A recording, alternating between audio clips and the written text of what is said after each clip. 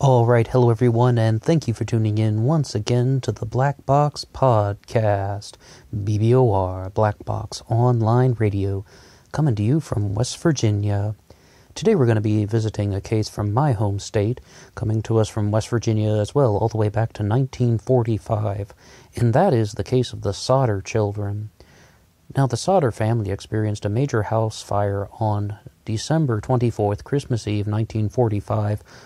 They had a large family and 9 children, but 5 of them disappeared in the house fire, never to be seen again, and we just simply do not have an answer. Were they simply just engulfed in the flames and reduced to ash, or is there a larger, more sinister plot involved? Well, this is something that's received an enormous amount of attention growing up. I'm from West Virginia, but I had never heard of this from anyone in the local communities. I first heard about this, like most people, on the internet. To give a little bit of a background, the Sodder children actually comes from the name Giorgio Sodder, their father. George Sodder, I guess you'd say in English, his English name if you want to call it that, came to America when he was 13 from Italy, and their mother came to America when she was 3 years old. So I guess you would call them an Italian-American family. That's actually very normal in West Virginia. That is one thing we really did talk about growing up, is sort of the immigration from Italy in the western part of my state, and I've met many people who have parents came over around that time. But when we actually want to talk about the sort of events leading up, well, George Sodder was very outspoken against Benito Mussolini, and a lot of people called him out for it. A life insurance salesman had also come to the house and, tried to sell them life insurance. George refused, and then that man said that his house is going to go up in smoke. I believe the exact quote, if I recall, might actually be, "Your house and your children are all going to go up in smoke." And then we also, on the night of the fire, we have somebody openly admitting that he tried to rob the house to steal the block and tackle, which is sort of like a sort of pulley device that allows things to go up and down, and he accidentally cut the phone cord. I mean, he admits he tried to steal something, but said he had no involvement with the fire. But then, as we mentioned, George Sodder and his wife were able to get out of the house. They survived completely. But 5 children were not accounted for. And when we say the word children, one of the big things to remember about the Sodder children is Maurice Sodder, the oldest, was 14 years old. So, we refer to them as the Sodder children, but, the youngest one was Louis Sodder at only age 9. They really were around teenage years. So, one of the large theories that goes around about the Sodder children is that they would have escaped. If they did escape, or if they were kidnapped by anybody, we're talking maybe Italian mafia, maybe just, really, really sinister people who just wanted to take them away from George Sodder solely for the fact of doing something vengeful to him, because once again, maybe his outspoken comments against Mussolini, or perhaps because of some of his personal business dealings that had gone wrong. I mean, maybe they just wanted to do something very sinister and hurtful to the Sodder family. If you're going to go down that road, well, what really happened on that night back in 1945? I would say that this case, if we want to get a little theoretical now, this is most definitely an arson.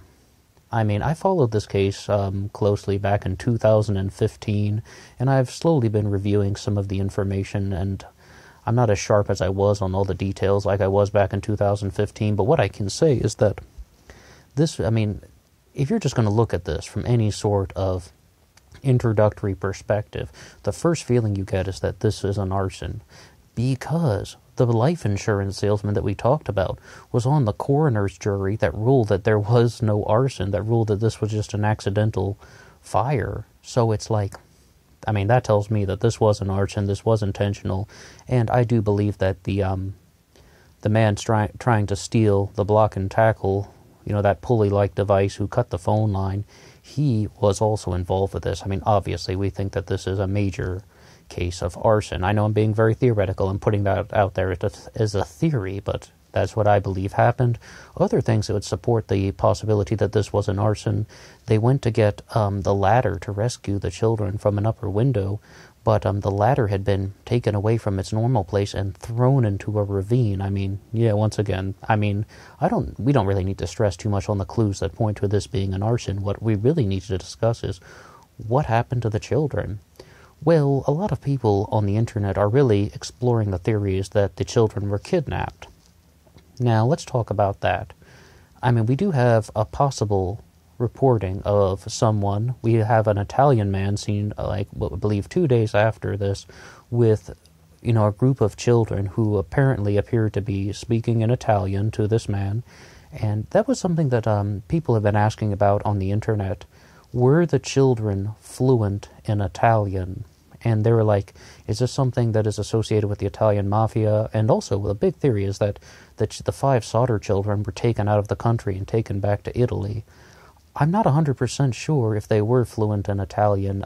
We know that both of their parents were Italian immigrants, and George, of course, came over at age 13 from Italy.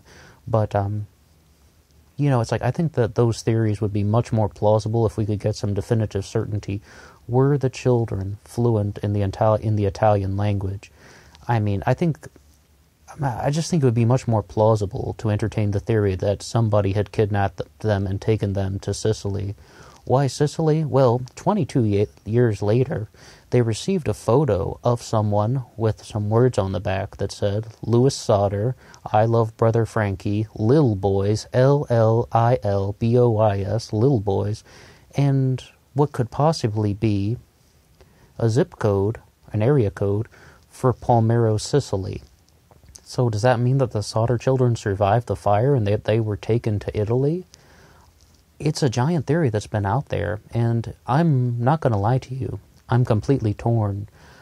Like a lot of people who are posting in like some of the larger print sources, and I believe was it PBS or NPR, I forget, one of them, those news outlets did sort of something where they were like, the most logical conclusion is just that they died in the fire. I mean, why do we say that? Well, it is possible for a house fire to reduce bones completely to ash and just reduce all of the human contents, including clothing, to complete ash. I mean, that's what a crematorium does, and thanks to the work of some other people online, some other YouTubers who followed the case back in 2015 when I was really looking into this, they have proven that a house fire can reach the temperature of a crematorium that could reduce, bones completely down to just ash. And then you wouldn't be able to distinguish it from any other piece of ash. But one of the things about that is we did have a dictionary. I was thinking of Mussolini, I said dictator. We did have a dictionary that survived the fire. Furthermore, their mother conducted experiments for the rest of her life trying to burn cattle bones, as well as she conducted her own experiments trying to burn a variety of bones to see if they could ever be reduced 100% to ash, at a variety of temperatures. That she was never successful to make the bones burn 100% to ash. Well, one of the other things that could have affected the fire is it is possible that George Sodder kept oil drums in the house that would have accelerated the temperature of the fire. Furthermore, after the house had collapsed, it also continued to smolder. But I guess we need to focus more on the possibility that the children were taken out of the house. I mean, we definitely do believe that this is an arson. That means that someone was there and someone was, setting the house on fire. In all seriousness, is it possible that the children were actually taken out, that someone just got them out of a window or out of, another entryway, even a doorway or something, and then just disappeared into the night with these 5 children? Well, one of the big points that we need to challenge is, if they were taken away, why would they never, ever contact their parents other than this one photograph of Louis Sodder? Well, it's like, we don't really know for that. I guess that's the sort of largest thing to say. I mean, it's very implausible. Once again, Maurice Sodder was 14 years old. These were not children that would have forgotten their parents and forgotten their other living brothers and sisters. I mean, they were not infants. They were not babies. We're talking about ages 9 to 14. They would have been very, very well aware of their parents, and they're very well aware of everyone in their life. So just to sort of have absolutely zero contact directly, with the exception of this one photograph, I mean, we don't necessarily know, but I mean, that's one of the things that has just puzzled us. The problem is, though, we also have other evidence that supports that the children were actually taken out of the house. People were overheard in a bar once talking about, starting a house fire in West Virginia around, the same sort of area that where George Sodder lived. Also, I was trying to find an article that I read once that talked about Louis Sodder was possibly in Texas, and it was actually that both Louis and Maurice Sodder were reportedly in Texas, that he had become very intoxicated. This is Louis, mind you, become very intoxicated one night, and he confessed to being Louis Sodder to a woman, and that woman didn't relate the information. I was looking for the news article earlier, and I guess I was doing my search wrong. I forgot exactly where I had read that 3 years ago. But at the same time, I mean, I'm pretty sure that I did encounter that Louis Sodder had become intoxicated in the state of Texas, and he said that he lives there with his brother, and he confessed his real identity to someone. When you hear something like that, plus you have the photograph that came 22 years later, I believe it was 1967, but don't quote me on that. Well, what do we make of the inscription on the back? Louis Sodder, I love brother Frankie, Lil Boys. Once again, Lil is spelled Lilboys, and then they have the zip code for Palmero, Sicily. But the last part is, though, it says the zip code, but then it says or 35. And what somebody has said, though, is that this was written with handwriting, not with a typewriter. So it could have actually been age 32 or 35. I think both are completely plausible. But one thing that we need to recognize, also, actually, come to think of it, yeah, Louis Sodder would have been 31 or 32 years old in 1967 if he did survive the fire. I mean, what do we make of that? Well, I thought if the children did survive the fire and they were taken out and kidnapped, if he wrote, I love brother Frankie, that would obviously mean Frankie was the person that, kind of someone who took them in. Lil Boys, my immediate instinct was Illinois. Just when they sort of said that it's written L-L-I-L, I immediately just thought Illinois, but in all seriousness, something like that could just as easily mean Italian. And then, of course, there is the zip code for Palmero, Sicily. So that little message right there could just very simply be something like Louis Sodder. This photo is of Louis Sodder. He was taken by a man named Frankie, whom they kind of developed a bond with and they stayed with. Italian boys, meaning they went to Italy, and there's the zip code for Palmero, Sicily. I mean, that could be something very plausible. Moreover, I mean, it's like one of the reasons why people think maybe the children never contacted their parents could just be that they were threatened, that they were told not to. Perhaps something like, if you ever go back home, if you ever go back to the state of West Virginia, if you ever contact your parents again, then we will just kill your whole family or something like that. That's just, theoretical, though. Very little physical evidence to support that. That's mostly done by surmise. Overall, though, I really do have to agree that it makes the most sense that the children were they just died in the fire and that they were reduced completely to ash, solely for the fact that once we begin to entertain the other theories, it gets more complicated. But at the same time, it's like, this is exactly what I was talking about on one case recently, the disappearance of Brandon Lawson, when I said you're going with your gut versus going with your brain. In this one, it's like my brain is telling me that the children just died in the fire, that George Sodder kept some oil drums in the basement and that accelerated the blaze, and then the temperature got so hot that the bodies were just reduced completely to ash. But my gut is telling me, no, someone actually got the children out, and they were just kidnapped because of some sort of sadistic revenge plot against George Sodder.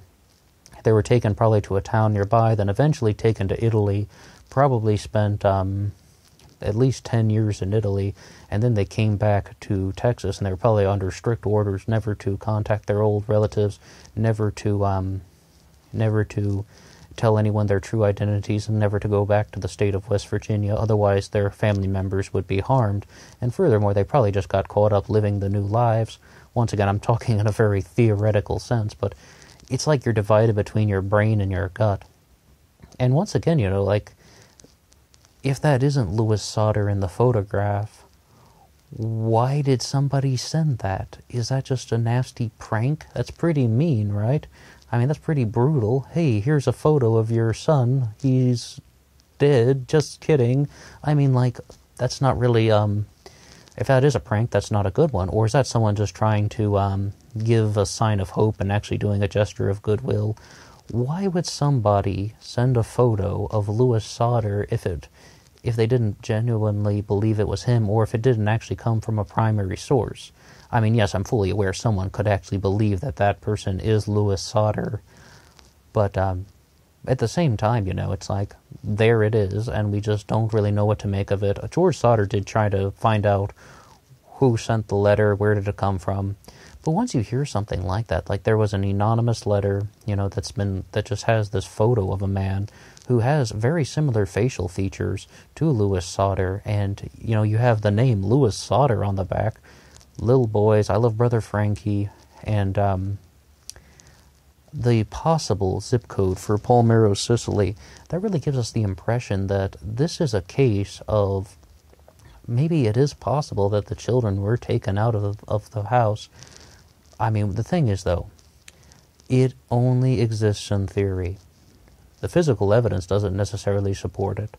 Not to mention that we don't necessarily have any sightings of anyone leaving the house.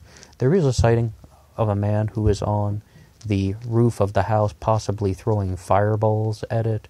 I believe that was from a passerby. Someone was driving their car by, and they said very definitively that they saw someone throwing fireballs at the house. Okay, that means we have a sighting of a person at the house, but no sightings of people leaving the house with children. No sightings of a vehicle leaving the house with some children in it. That stuff just doesn't exist. Once again, I'm divided between my gut and my brain. It's like my brain just tells me, hey, this fire got hotter than normal because of the oil drums in the basement. And yes, indeed, it was an arson, but it reduced the bodies to ash. And it is simple, but gruesome and horrible. But then, I have that gut feeling, and kind of, maybe I'm going down a bit of a rabbit hole, but it's like the children could have been taken out of the house. This could be something associated with the Italian mafia. It could also be something associated with pro-Benito Mussolini supporters, or maybe just people that didn't like George, because it sounds like George was a rather, well, I would just say he was disliked by many people of the community. And the children were taken to Italy. I'm not 100% sure, but that's why it's a mystery. What do you think? If you have anything to say at all about what we've discussed in this particular case, do you believe that the Sodder children survived this fire, or do you believe that they